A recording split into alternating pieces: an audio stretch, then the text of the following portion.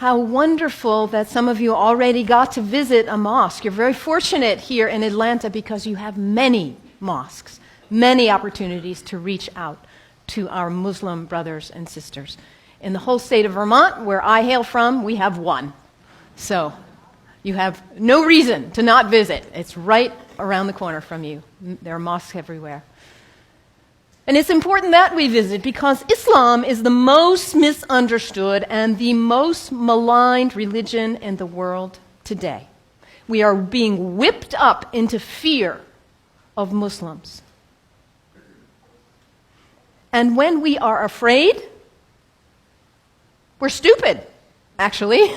We're operating out of just that reptilian part of our brain. When we're afraid, we don't have access to our higher functionings, our whole self, the power of the knowledge in our hearts, our whole being. We're resigned to a small place of living. Ali, the son-in-law of the Prophet, says, people are afraid of what they don't understand. So my hope today is to share with you a little bit about what I love about Islam in order to invite you to a place of more understanding and less fear.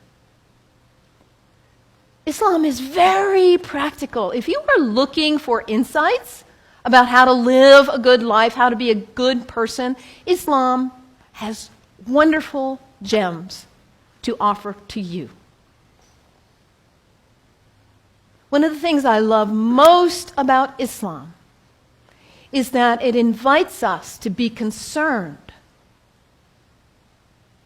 about what is the most important thing in life. To get our priorities straight. What is it for you?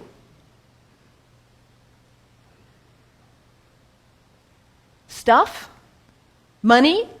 Power, prestige, family, kindness, service, love, art, compassion. What is it for you? If you get nothing else out of today, take that one question and live into it. And if you don't know the answer yet, find out. What is it for you? What's most important? In Islam, the answer is very clear. La ilaha illallah, Muhammadan Rasulullah. There is nothing but the source. God, the one. How did you say it, Anthony? That love which is greater than we can know. That's what matters. And Muhammad is his prophet. Is the prophet of love. La ilaha illallah, Muhammadan Rasulullah.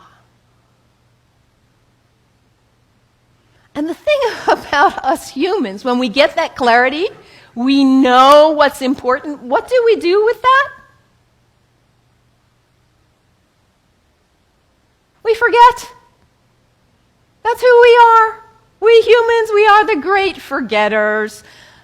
How many of you made a New Year's resolution back on January 1st? How are you doing with it now? Let's be honest. How were you doing January 7th? We get this high resolve and this clarity, and then we get caught up in all the distractions, all the things pulling our attention here and there, and we forget.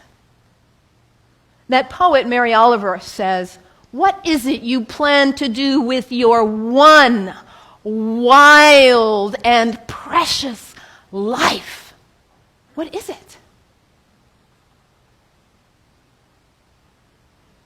In order to not waste our life, we need to regularly hit that reset button, come on back to center, to our heart, to what we know is really why we are here, what we know is really important.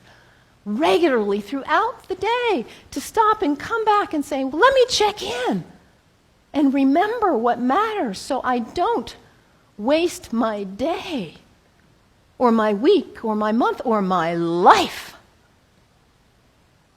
And for Muslims, this is prayer, salat, It is the second pillar of Islam.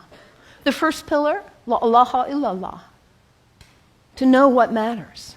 And the second pillar is to hit that reset button in order to regularly come back to center and remember what really matters. And for Muslims, this is not an activity in the head. It's an activity of the whole body. Allah Akbar, Allahu Akbar. Bismillah ar-Rahman ar-Rahim. Alhamdulillah, Rabbil Alameen. Ar-Rahman ar-Rahim. Malik Yawmiddin. Iyyaka na'budu wa iyyaka nasta'in. As-siratal mustaqim. Siratal ladhina an'amta alayhim. Ghayril maghdubi waladdallin.